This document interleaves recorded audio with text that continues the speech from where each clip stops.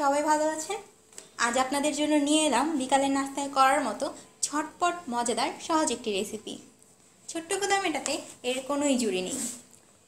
হাতের নাগালের অল্প কিছু সহজ উপকরণ দিয়ে বানিয়ে ফেলতে পারবেন এই ডিমের চাপটি। তো চলুন দেখে নেই। এটা হলো আমরা যে ভাতটা খাই, ওই ভাতের চালকে 3-4 ঘন্টা ভিজিয়ে রেখে আমরা শিলপাটায় বেটে নিয়েছি। আপনি চাইলে ব্লেন্ডারও করতে পারেন। এটা হলো সামান্য আতপ চালের গুঁড়ি, কাঁচামরিচ কুচি, ধনেপাতা কুচি, লবণ, বেকিং পাউডার, চিনি, 2টো ডিম, পানি এবং লাগছে ভাজার জন্য তেল। আমরা আমাদের সব উপকরণগুলো একসাথে মিলিয়ে নেব। আমরা দিয়ে দিচ্ছি আতপ চালের গুঁড়ো,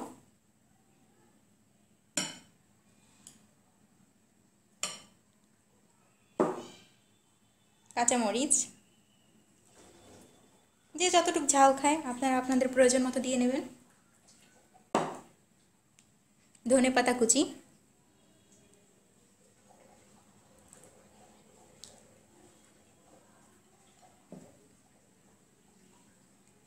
স্বাদ মতো লবণ,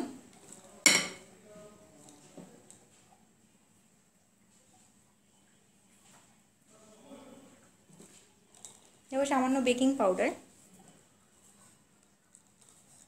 আপনারা স্বাদটা বাড়ানোর জন্য একটু চিনি ব্যবহার করবেন।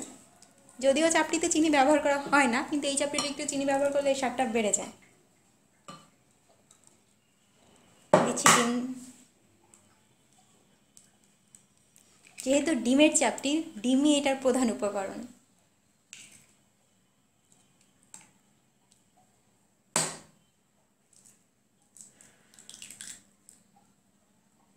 তো এখন আমরা সব একসাথে মেখে নেব।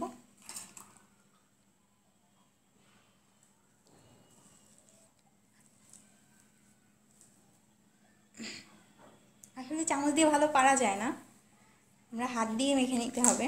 মিশ্রণটাকে হাত দিয়ে মেখে নিতে হবে।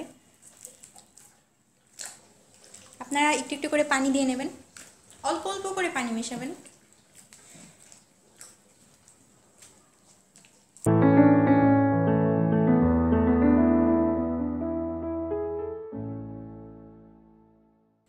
যাতে কোনো গুঁড়োগুলো আস্ত দলা না থেকে যায়।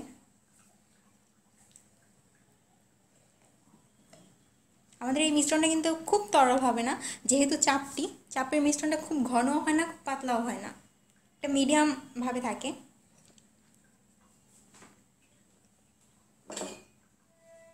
তো এখন আমরা এটা তৈরি করে নেব।